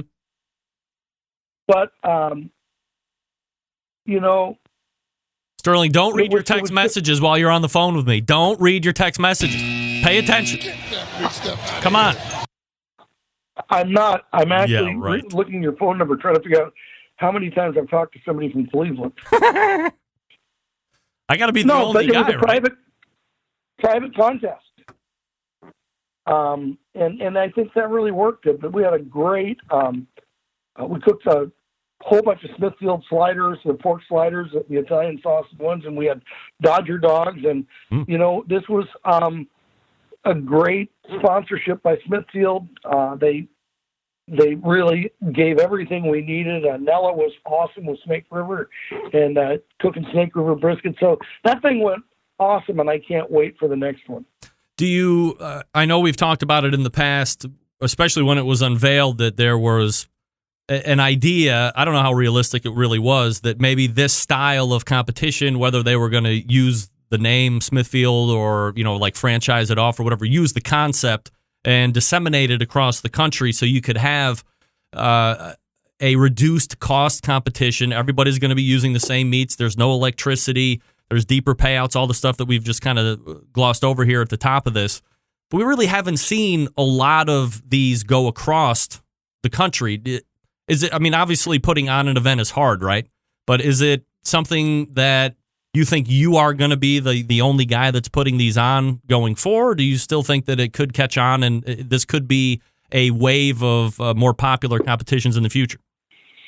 No, I never said it would be something national. I said we could have a few of them. They're too hard to do, and I think our meat was phenomenal this time, but I always think it's pretty good. And you always have guys who have a complaint about their brisket being too small or something. And, there's 2 times somebody's complained about their brisket at the guinea pig, and both times they won brisket. So I think that's kind of fun. Actually, 3 times in Kansas City, too. But, no, they're too hard to do. I think I got to remind people that I wasn't trying to replace barbecue. I wasn't trying to replace KCBS, but the idea that we can do something different once in a while should be easier to accept than this was. But there is a recurring theme of the cost of competition, and I think you hear more and more people saying, hey, or you when you run across somebody that's gotten out of it and you say, why do you get out of it? They say, oh, it's just too much. I feel like I have to keep up with the Joneses, or I feel like I have to spend X amount of money in order to give myself a best shot. And this seems like an alternative that you can still go out and do what you want to do, but it's $425 for everything instead of $250 for the entry fee, and then all of a sudden you're in $1,200, $1,300, $1,400 for a contest. Well, it's $450, and you really need sponsors to step up a lot. And as it is, the same sponsors are sponsoring everything. Yeah. So I don't think it's going to be. Look, just what I'd like people to do when something new comes along is, if you want to cook it, fine. If not, we didn't take anything away. We didn't take your birthday away. Right. It's just another contest. Look, we're going to be doing another one that I'm working on, and it's called the 10 by 10. And you actually get 10 by 20, but there's no trailers, there's no power, and it's a contest you get to at 6 in the morning, and the turn-ins are at 5. One it's day. Just something different. Yeah. Wow. But I'm not trying to replace anything. I'm just trying to add some spice and some variety. But also, at the same time, I'm trying to find some models that might have legs, too, if somebody else wants to do them. But the idea of being able to get to a contest on a Saturday morning and drive home at 7 or 8 with your pickup that has your drums, your Weber, or your whatever, I think is fun. The biggest thing that's got to happen is people got to understand that power is too expensive, and especially how much power a contest requires now. Because if you got an RV, you got a toy hauler. I mean, we have teams that need 74 feet when they cook my event. Wow. And they need 50 amps. So really, the key is I think you're going to see more and more contests. Instead of putting the money in the generator, going to put it into the prize pool. Sterling Ball from Big Poppa Smokers joining me here on the show. Sterling, one of the other things that I know you're kind of championing or passionate about is like the cooking for kids or getting youth involved. Well, cooking for kids is separate. What you try and do, you got a brand ambassador program that I like to have. And each one of these teams, it's 12 this year, the elite team got retired because most of the original cooks have quit cooking, whether it's Big T's, Tippy, or Pigskin just rarely cooks. And so it was time to change it up in what I wanted. I just wanted something that really focused on the fact that we were using good teams where we asked them to select a local charity, and then they compete amongst each other for season-ending money. I mean, this last year, Brad Leininger won $8,500 for his charity, and Tim won $8,500, and I think Darren Worth has won so much, Darren and Sherry, and they always match whatever they win. So this year's teams, and it's called Cooking for Kids, and that's all it's called. Okay, and we have Iowa Smoky D's, and they're cooking for Pinky Swear, which is a childhood cancer in Iowa that helps the families and with financial and emotional support. With Porky Butts in Nebraska with Play Smart. It's a nonprofit that helps underserved middle school students realize their academic life through sports. We have Lucky Q, who are going through Bo's Beautiful Blessings, which are charities for people with epilepsy, brain abnormalities, and intellectual disabilities, as well as those who may suffer from them by providing financial support. You have Tim Shear and Terry with Grace's Place Crisis Nursery for abused children and their families. Mm-hmm. You have Steve Hayden, who just won in Nashville, the Ronald McDonald House, Central Illinois, and it's a supportive place for families to stay while their kid is receiving medical care. Yep. Okay. And then you've got David and Christine Qualls with Cape Kids, which is a great foundation where it improves the experience of kids that are in hospitals. And my son Casey spent years in the hospital. So this one really stuck with me. And then we have Old Virginia Smoke, Luke Darnell, and the Little General, and they're raising for Journey for a Cure, which is Boblin's, Virginia. It's a pediatric cancer foundation finding ways to fund research and awareness about the realities of pediatric cancer. You got the awesome Chicken and Grinning guys in Minnesota, and they've got the Crisis Nursery of Wright County, which is the local thing that offers mental health services to families struggling with child's mental health issues. Okay? You got Bit by Bit, which is Little Pig Town, and this is a equine therapy for kids with disabilities, and Bailey Key actually works there, volunteers after. Then we have, we're almost done here, we have Donnie Bray, Tracy Bray, one of my favorite families in barbecue. Yep. Kentucky, they're doing the Children's Heart Foundation, which funds research to advance diagnosis and treatment and prevention of congenital heart defects. You have my brisket cartel buddy, Ernest Cervantes, and he's cooking for the Izzy Project, which is an anti-bullying campaign for schools. And then Fred Robles, back-to-back IBCA and also brisket cartel. Yep. He's cooking for the Children's Advocacy Center of Hidalgo County, which is also helping abused and neglected kids. So this is a way where we can really take some barbecue success and convert it into some really much-needed money for regional charities around the country. And we can focus on the fact that we're helping charities and it's not getting lost for whatever reason, and I think it was, and I kind of agree with you on that with that BPS Elite Team situation, and I think that's a sad thing because there was a lot of great money going. There was a lot of great money going to a lot of great children's charities. You know what? I don't even want to talk. Listen, I mean, we got a jar of energy in our chest and we can decide every day how to use it. And I really don't want to talk about any of that. I mean, there's people that aren't going to like this. So what I realize is that, I think that we got to have fun and barbecue. I think that we've got to make good friends. I think we've got to share it with our family. And I think that we should try, if at all possible, to have somebody receive some benefit from it.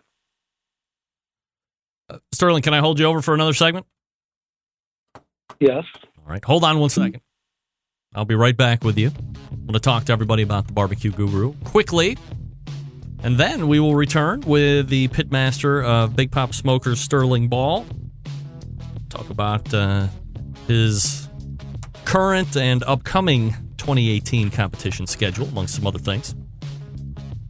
Hey, the folks at the Barbecue Guru have always believed that outdoor cooking should be easy, because it can be, especially with a couple new things. How about one, the Monolith Barbecue Guru Edition Grill and the CyberQ Cloud Controller. First, here's the grill. The Monolith, the world's first temperature-controlled smoker with a built-in power draft fan. This means smarter control, greater freedom with automatic temperature control systems. Easily choose your cooking time and temperature and let the Monolith do the work of a sous chef or a barbecue pitmaster. With minimal effort, you now have oven-like precision at the grill, and you can serve the tastiest, juiciest meals each and every time you use that cooker. Now, here's like a side benefit. If you have been a fan of the Barbecue Guru, if you decide to go ahead and purchase that Monolith grill, which again has the draft fan built into the cooker, if you have a controller that you already like, you don't have to buy a new controller in order to use this Monolith grill. You can just hook up your controller. It'll operate the fan, away you go. Now, if you want some new technology, you might have to look at upgrading into a controller at that point. But out of the box, if you have a Guru controller, you can hook it up to this fan and away you go. Plus, that Monolith comes with a whole bunch of really cool accessories that some of those other ceramic cookers don't come with. Hit up the website, bbqguru.com, or call them 800-288-GURU. That's 1-800-288-GURU. And make sure that you ask them any questions so they can make sure you're set up and ready to go when that box shows up. Barbecue Guru continues to be a breakthrough in barbecue technology. And we are back with Sterling Ball right after this. Stick around, I'll be right back.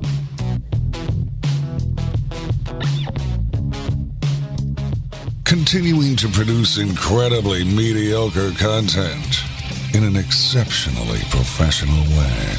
You're listening and watching the Barbecue Central Show.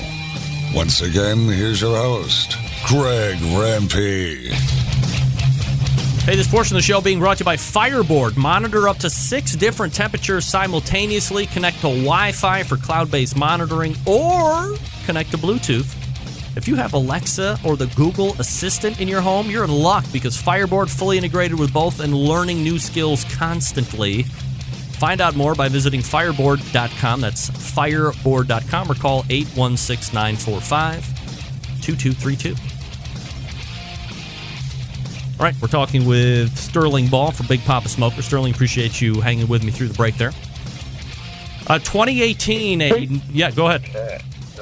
Well, Greg, one thing you were asking me about guinea pigs, and I'd be remiss. The Smithfield Classic is returning to the East Coast, and it's in September. But it's in Richmond at the Richmond Raceway, but that's the other guinea pig format, and that's coming up in September. And Tuppy's going to be kind of our host there, since it's in his hometown. Yep. And so the Smithfield Classic is really going to be a lot of fun. We enjoyed going back there last year, too. And there may even be an auto invite to King of the Smoker again. Ooh, all right. I was just going to ask about that. And then, so you can, where do you go to sign up for that? Well, you can get the information on KCBS. We're turning it in this week. So check next week and you'll get the information. But it's going to be fun at the Richmond Speedway. That's a fun spot.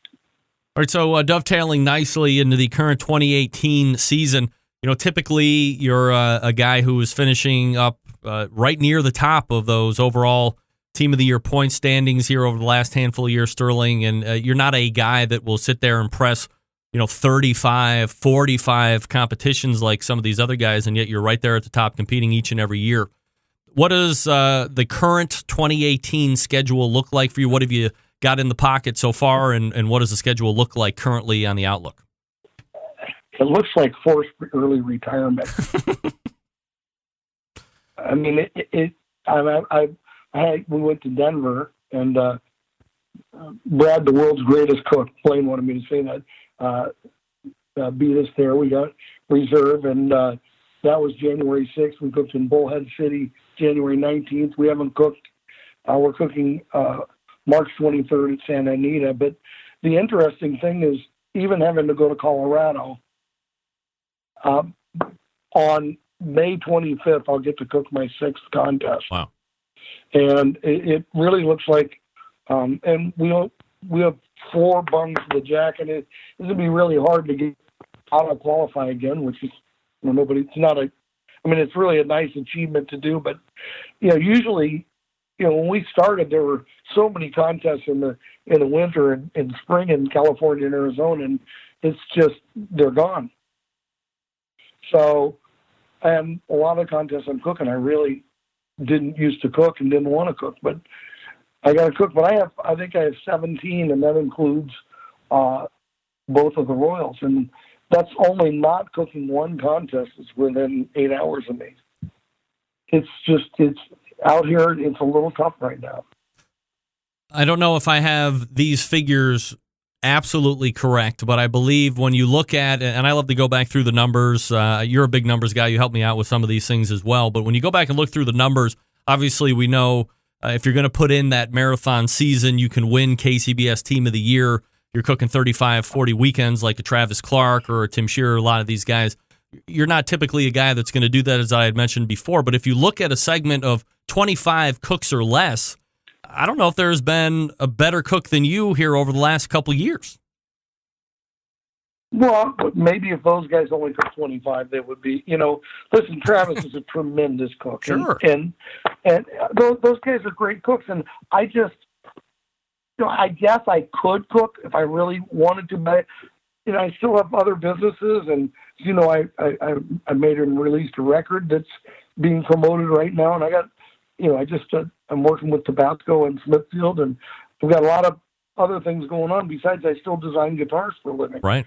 So 25 weeks is what I want to do it the most, and we were fortunate enough, and I got to say we because James the Flame Perez, my partner, who was, if James quit, I'd quit. I love James Perez.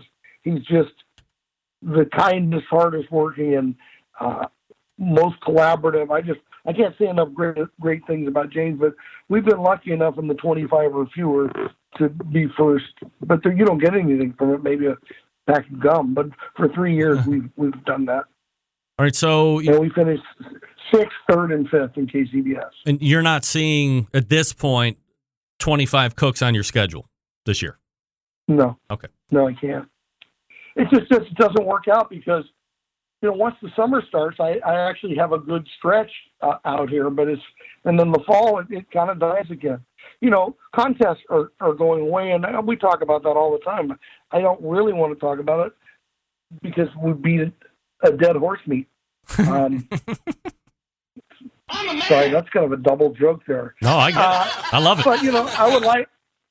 But, I'd love to cook 25, though, and hopefully next year I can. But this year, there aren't contests. I mean, I think it looks like we just lost Long Beach. I mean, it's not official, but we go back to 2 or 3 years ago. We were cooking in Huntington Beach on the sand in August. We had Newport Beach on the bay. We had Dana Point, which was our Masters, and Long Beach on the next to the Queen Mary, and all those contests are gone now. Is it just normal attrition? Lack of interest? I mean, that's a lot of contests. I don't think that. Well, I think that the charities aren't getting the return they need for the exposure. I think it's hard to be a national promoter. I just think that eventually something will happen where maybe an adjustment to the model happens. But right now, I mean. It's just no promoters, no teams are getting rich, and no promoters getting rich. Okay, and so most of the promoters are one-off. They're doing it for the charity and realize that they could probably make more money if they had a craft beer night. But enough about that. I mean, I'm still going to cook some really nice places, and I'm going to see my friends, and I'm going to have a lot of fun. But I just, I'm going to be down about 7 or 8 contests. Sterling Ball from Big Poppa Smokers joining me here on the show, BigPoppaSmokers.com, the website. Sterling, I wanted to close out with you here this evening and recap, and if people were following Big Poppa Smokers on Instagram here over the past weekend, you were like in the midst of one of the coolest live fire cooking events I've seen in recent memory. It was in Mexicali, Mexico, at I believe it was called the Parrilla Fest or something along those lines. So talk to me a little bit about the whole event, what you were doing down there specifically, and how you saw that whole thing unfold.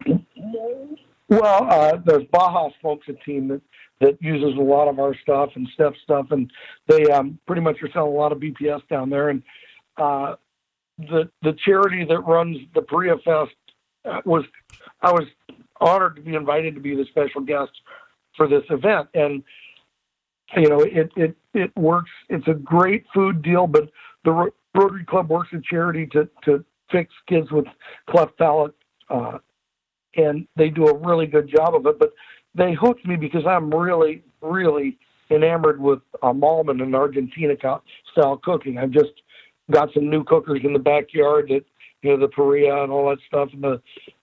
And so the fact that they invited me to something where some of those Argentinians would be cooking, and then there's the Mexican cook that cooks the whole cow, and then there was a guy doing sides of cow on the trusses, and there was a whole bunch of whole hog, and I was just fascinated, and I looked at the video from last year, and it just looked like the greatest contest, and we went down there, the BPS girls and James and I, and it was just outstanding. And, there's a lot of things they do different. Number one, there was only 17 teams, but the SMP, which is their version of KCBS, you turn in a chicken, a pork, and a beef dish.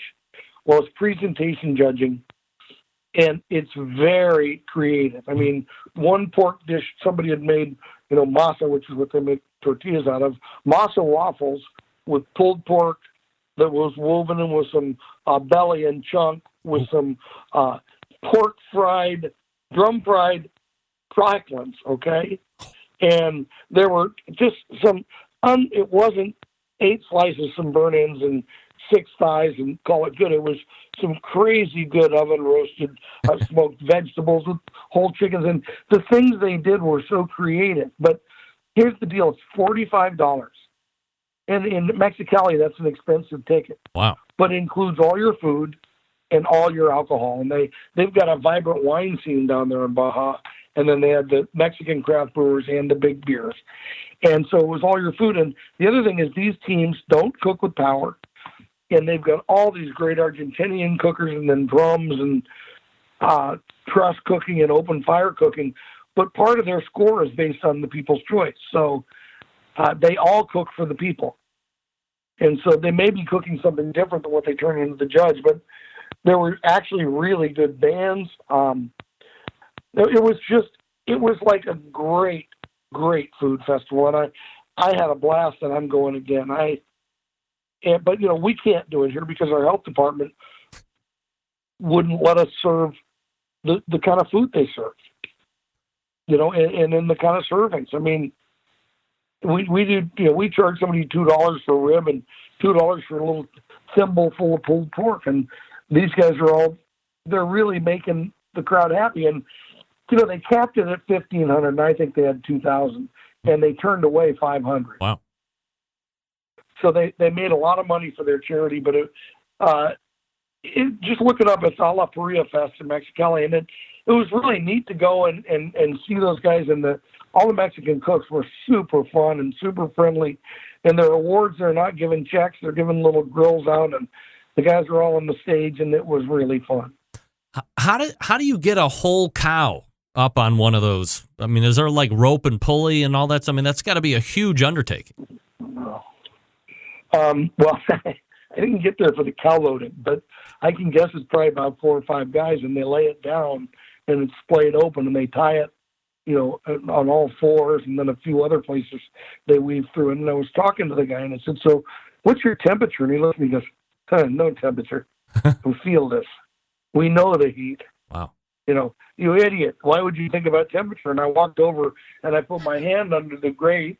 And what it is there's 2 layers of brick, and then in each 4 corners are open fire, and it radiates towards the center. And the bricks radiate the heat. And I put my hand under it, and I counted 5 exactly the time I used for Santa Maria cooking. So their feel and their system, I think, just naturally gives it the perfect temperature. From a taste perspective or a flavor profile perspective, is it similar-ish to what you're used to, or are they not as over the top with flavors? Oh, I think they use different flavors. And there was some traditional American barbecue flavors, but really a lot of more dried peppers and stuff. Some really more complex ones. And their smoke tended to be a little bit heavier. And I think it's the things they're cooking on. But, I tasted a lot of the food that got turned in. I was up on the judging. I don't know how the judges eat all the food, though. It was amazing, and they were all skinny. Well, they're probably out there being active, and this is like a reward for being active. You get to judge. I'm gonna have to get you. I'm gonna have to get you down there, Rimpy. Yeah, I would fit right in. Are there a lot of these competitions?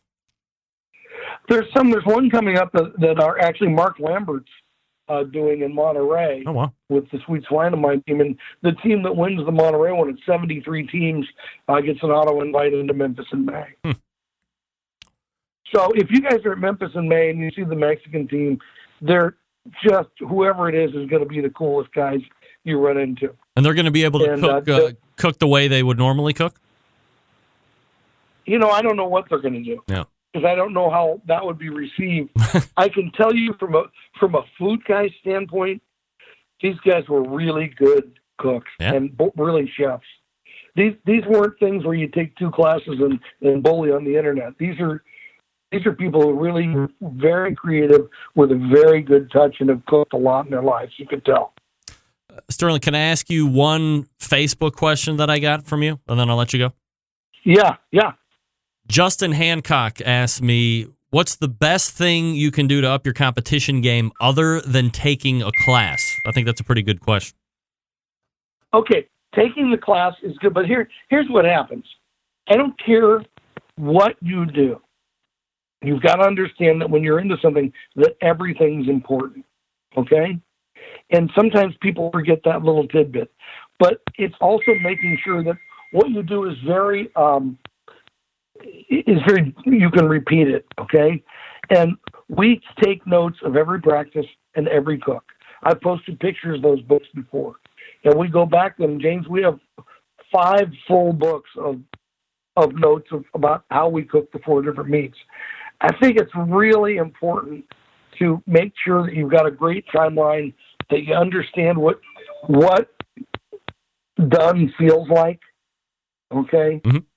And I think it's people get wrapped up. You look at, I sell flavor, okay? I sell rubs and stuff, but everybody will tell you it's a tenderness game. But once you get it tender, then the temperature comes. Then the flavor profile comes. But I think understanding what that feeling like is when it's done, and being able to deliver that time in and time out, and that's by making sure you've got a control over what you're doing. And the great cooks I know pretty much do the same thing at the same time. Look, I weigh everything I cook, okay? The chicken thighs all weigh the same. My pork butts all weigh the same. My briskets weigh the same. It doesn't matter whether I'm at the American Royal or at Santa Anita. Every piece of meat I cook is always the same weight. But I guess so. I would tell you that then you got to pay attention to everything, because it's also gotten so competitive. And now with this ridiculous judging seating, I got that shot in on KZS. They've tightened it up so much so where you can get a 172 and be 28th in a category. Right.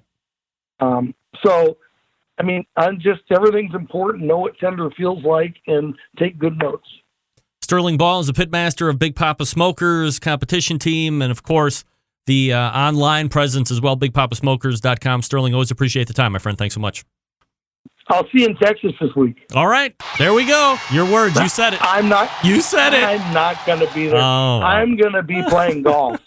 I'll see you. Okay. See you later. There he is. Sterling Ball. See, I wasn't going to say it. All guests appear via the Traeger Grills hotline. Come on, Sterling. You come to National Barbecue. Yummy. You know you want to be at NBBQA.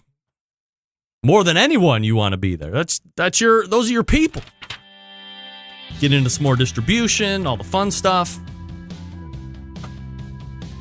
I'll get in touch with you offline. We'll talk about it a little bit more. Sterling Ball, Big Poppa Smokers, bigpoppasmokers.com. Let me talk to you quickly about Green Mountain Grills. Some of the best pellet cookers out there on the market today. 3 different sizes to choose from right now. If you want big as big gets, Jim Bowie is the one you want to look at. Great capacity, ease of use. Same thing goes for the Daniel Boone, one step down. Not as big as the Jim Bowie. I'll get to why those two are important here in a second. Now, if you are an ultimate tailgater or you like to be a little bit more flexible as far as being able to take things with you. I'm not saying that you can't take the Jim Bowie or Daniel Boone with you if you have a pickup truck. You can do that.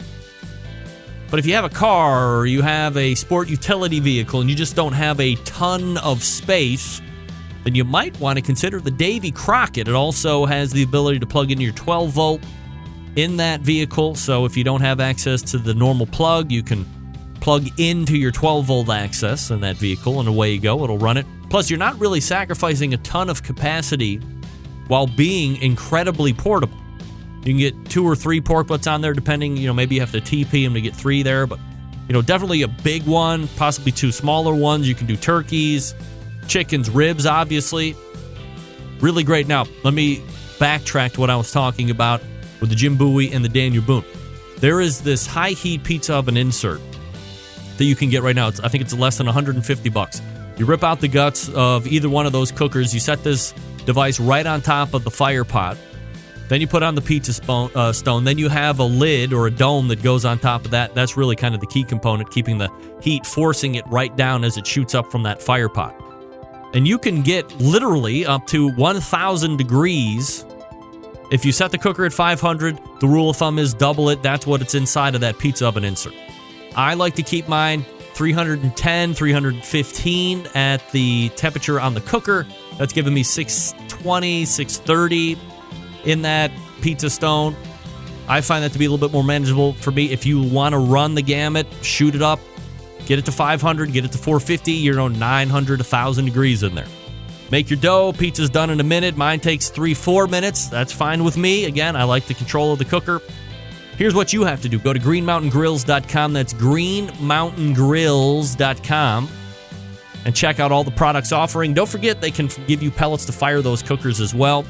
greenmountaingrills.com, longtime supporter of the show. Appreciate Jason Baker and everybody over there. Don't think they're going to be at MBBQA this year, but Sterling Smith might be there. So we'll see how it goes. We're back to wrap up the show right after this. Stick around. Be right back.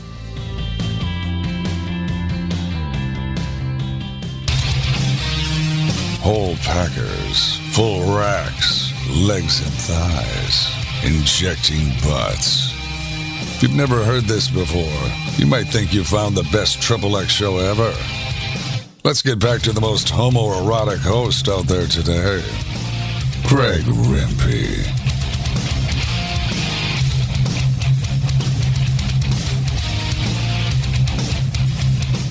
All right, welcome back. Thanks again to Sterling Ball from Big Poppa Smokers for joining me the last 2 segments. And his website, bigpoppasmokers.com. Interesting take on, I think it would be easy for a lot of high-level competitors, and he's certainly a high-level competitor, to come on and want to always talk about what's bad with competition barbecue.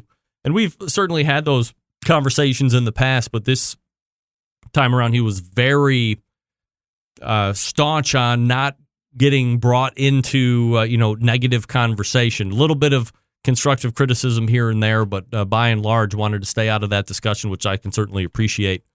Because as he said, you can only beat a dead horse meat so often that it just gets old. I mean, you got to have ways to fix. You got to have solutions. And he's bringing his to the table, and I'm sure there's going to be a lot of people that want to criticize those, but he's used to it.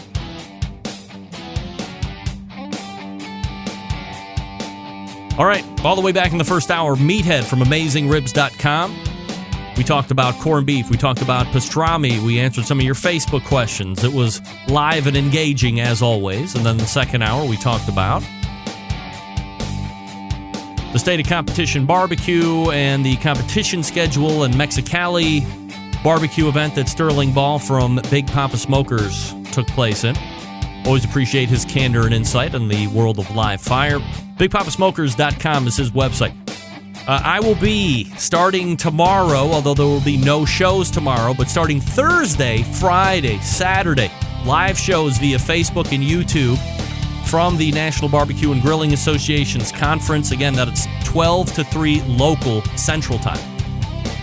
I'll also be getting a lot of other outside of the live show stuff, so plenty of stuff that I'll be able to review come next week. And it's a jam-packed show as always. Stephen Reichlin on board, as well as a number of others. So, September 11th, 2001, I will never forget. Until next Tuesday at 9 p.m. Eastern Standard Time, this is your program host and proud U.S. American, Greg Rempe. Good night now.